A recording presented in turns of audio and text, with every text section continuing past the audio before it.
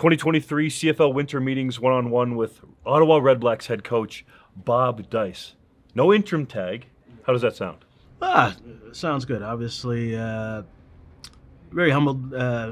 Sean went in my direction, and very excited for the upcoming season. It obviously got a solid base with the players who were there, and looking forward to leading them and getting them back to where the Redblacks were when I got there in 2016.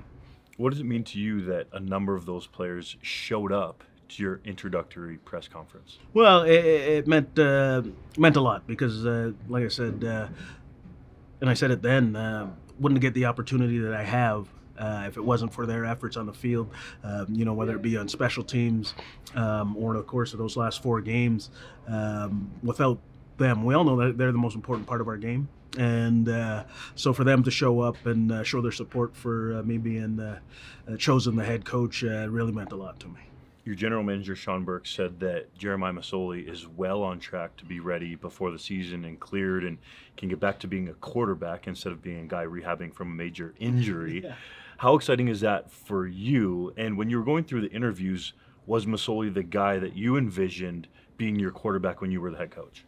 Well, I think we all know how important the quarterback position. This is a quarterback-driven league, and so knowing that Jeremiah is ahead of schedule and going to be ready for the season, I was ecstatic. Because yes, as I worked through and talk through things in my interviews, Jeremiah was the guy that I see that I saw as a quarterback of the Ottawa Redblacks. Because even when you look at some of the challenges we faced last year, I think part of it as well was the fact that Jeremiah wasn't able to be around with his injury. He's such a big part of the leadership group of that team, and I think maybe a few players lost confidence when he wasn't there and around, and so knowing he's back for the season, it's like I said early when I got this job, this isn't a reclamation project.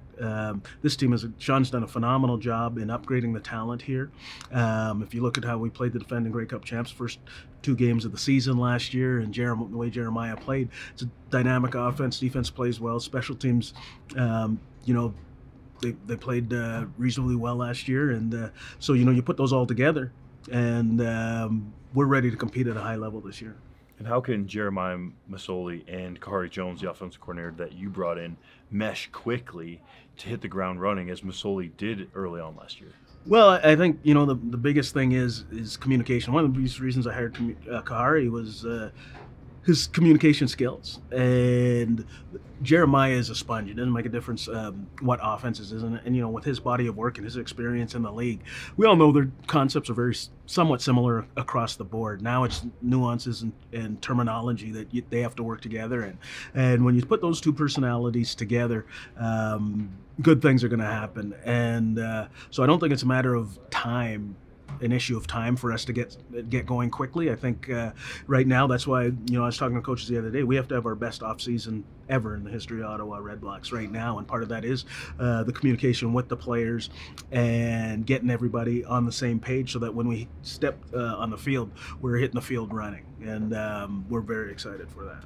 Perhaps your biggest star on defense, Lorenzo Malden, is pending free agent. Of course, won the league award for most outstanding defensive player. Have you been on the phone with him trying to get him to re-sign? Oh, without a doubt. When you have a player like Zoe and we have a good relationship, obviously, players only get in these situations very often, so they want to make sure they manage it to the best of their ability. But he knows how much we want him back here in Ottawa, and I think he really enjoys it here in Ottawa. Retained Coach Fair, who did a great job with our defensive line last year, and it was really important. I want Lorenzo to be as comfortable as possible, and he knows how well he did last year, and Coach Fair was a part of that.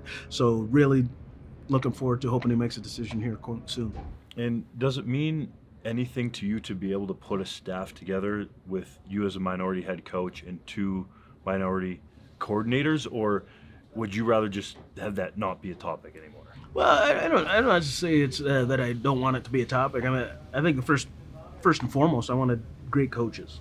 Right, and Saskatchewan was looking at hiring Kahari. It interviewed Kahari, and it just shows the value that he had. The phenomenal job he did in Montreal. Barron, the same way. And so, most importantly to me, with those 2 guys was my history of working with them and knowing the type of men they are and the great coaches that they are.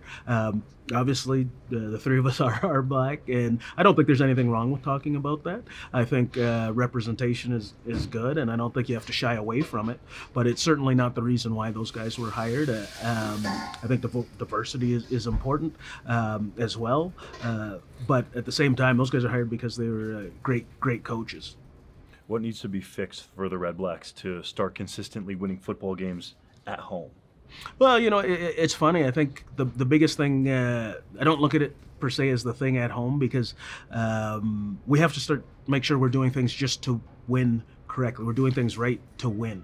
And the wins at home are going to come. You know what I mean? If you put too much focus on, we got to win at home, all you're doing is adding extra stuff.